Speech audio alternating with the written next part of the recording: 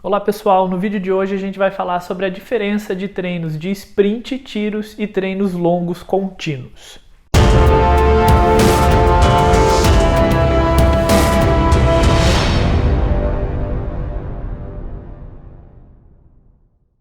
Eu sou o professor Matheus Ferraz e esse é o canal Fartlek. Se você gostar do nosso vídeo, dá um like, segue a nossa página, segue as nossas redes sociais e vamos embora para o nosso vídeo. Então no vídeo de hoje a gente vai falar sobre a diferença de tiros e sprints e um treino longo contínuo.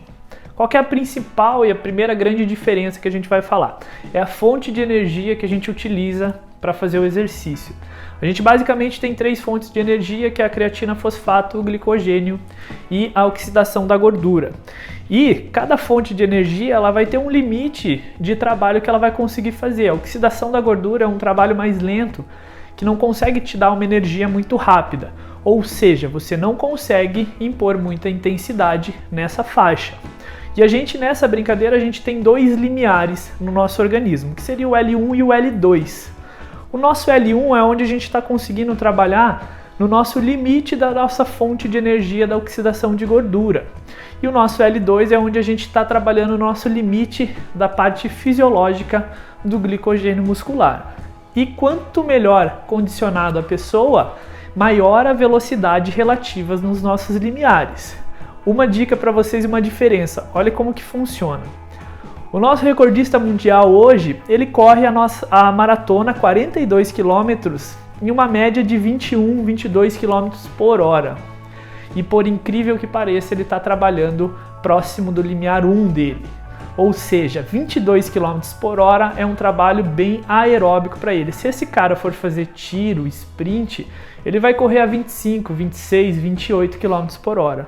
Só que isso é o condicionamento dele. Tem pessoas que nem conseguem chegar nessa velocidade, mesmo num sprint, num tiro curto. Só que o condicionamento dele está tão apto, ele está com essa parte tão alta no limiar dele, que ele consegue. Então dentro do nosso limiar 1 e limiar 2 é onde vai definir as velocidades, as intensidades e as distâncias que a gente vai fazer no nosso treino. O limiar 2, uma pessoa muito bem treinada consegue correr em torno de 5 km logo acima do limiar 2. Uma indicação para a gente correr uma maratona, uma prova mais longa, é mais próximo do L1, do limiar 1. Então a gente vai fazendo testes, vai treinando o nosso organismo e a gente vai tentando sempre aumentar essa velocidade desses limiares. E o que vai definir se você vai fazer sprint, tiro ou vai fazer o treino longo e qual velocidade vai utilizar são essas velocidades dos nossos limiares que a gente vê nos testes. Tá? Então aí a nossa primeira grande diferença é a fonte de energia que a gente está utilizando para cada um dos métodos. Outra questão são as adaptações fisiológicas que a gente tem para cada método que a gente vai utilizar. A gente tem adaptações musculares e adaptações metabólicas. Assim como cada um a gente trabalha uma fonte energética diferente, a gente também está pensando em questões diferentes metabólicas e musculares. O sprint a gente vai ter uma adaptação em fibras rápidas, fibras de potência muscular. E o treino longo das fibras lentas que a gente tem no nosso organismo, assim como toda a resposta metabólica do nosso corpo. Então cada um dos dois métodos vai direcionar a melhora de uma parte, de um tipo de questão no seu organismo, tá? Outro fator muito importante é a questão da especificidade, a parte psicológica. Então por que é muito importante a gente fazer treinos longos? Para o nosso aluno, para o nosso atleta, ele ter a experiência de correr esse tempo que ele vai trabalhar na prova, principalmente provas de 21, 42, ele precisa ter o aspecto psicológico, senão às vezes é isso que vai limitar a resposta e o resultado dele na prova. A questão assim, do nosso organismo, se você quer aumentar os seus limites, os seus limiares, a gente sempre vai ter a tendência de jogar um pouquinho mais para os sprints, para os tiros, do que para o treino longo. O treino longo, ele é bom em diversos aspectos, tanto metabólico, fisiológico, quanto psicológico. Só que o treino que gera mais adaptação no nosso corpo e gera mais resposta são os tiros e os sprints. Ele que vai fazer você aumentar esses níveis dos seus limiares. Ou seja, se você tem, exemplo, um L1 de 10 km por hora, você vai conseguir correr 10 km, meia maratona, próximo desses 10 km por hora. Se você trabalha sprint, tiro, vai fazendo toda uma metodologia de treino para aumentar esse seu limiar e, digamos, joga para 12 km por hora, você vai aguentar essa velocidade nas provas.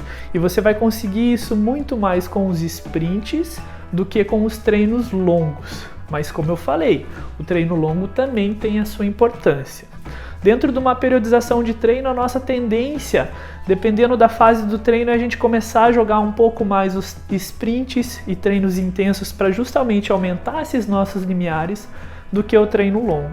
O treino longo, ele além de ser muito fadigante na parte metabólica e demora para a gente recuperar pós-treino, ele é o que menos gera adaptação. Então, de modo geral, quanto melhor adaptado o nosso atleta for, o nosso aluno for, a gente vai começar a trabalhar cada vez mais treinos intensos. Não quer dizer que também só precisamos trabalhar isso e já de cara você deva fazer isso. Precisa ser treinado, adaptado, fazer testes, ver quais velocidades a gente vai utilizar para daí a gente começar dentro do nosso programa de treinamento aumentar. Então essas são as diferenças básicas do que é um sprint, do que é um treino longo. Os dois devem estar na sua metodologia de treino, mas cada um com a sua importância na fase que a gente for periodizar.